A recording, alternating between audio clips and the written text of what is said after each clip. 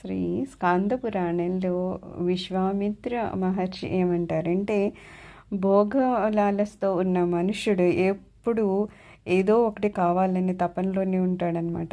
ఎప్పుడైతే అతని ఆ కామ్యం తీరిపోతుందో మళ్ళీ అదే క్షణంలో ఇంకొక కోరిక స్టార్ట్ అవుతుంది అనమాట.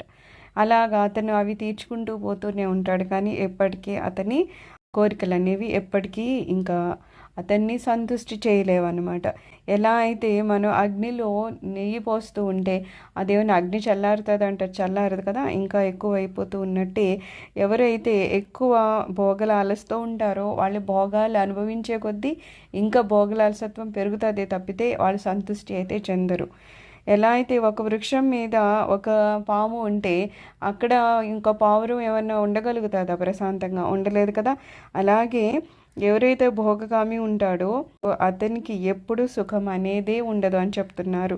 ఎవరైతే బంగారానికి రాయికి తేడా చూపకుండా ఉంటారో వాళ్ళకి ఉండే ఆ సుఖము ఈ ప్రపంచ ఆధిపత్యం సంపాదించిన వాడికి కూడా సరిపోదంట, అంత ఎక్కువ సుఖపడతాడంట.